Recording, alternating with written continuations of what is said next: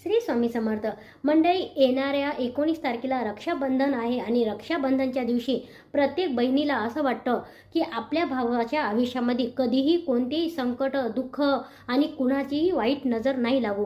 तर असं ज्या बहिणीला वाटत असेल त्या बहिणीनं आपल्या भावाला रक्षाबंधनच्या दिवशी हा आवर्जून एक उपाय नक्की करा.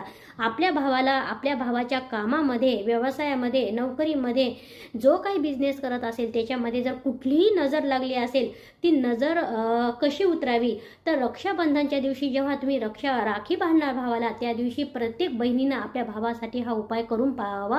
रक्षाबंधनच्या दिवशी दिवसभरातून कधीही योग्य वेळी तुम्ही पांढऱ्या रंगाची तुरटी असतो, आपण मार्केटमध्ये कुठेही तुम्हाला तुरटी भेटेल, ती तुरटी आणायची, दोन्ही हातामध्ये घ्यायची आणि आपल्या भावाच्या अंगावरून 7 वेळा, समोरून 7 वेळा, पाठीमागून 7 वेळा, दोन्ही बाजून उतरून आपल्याला 4 रस्ता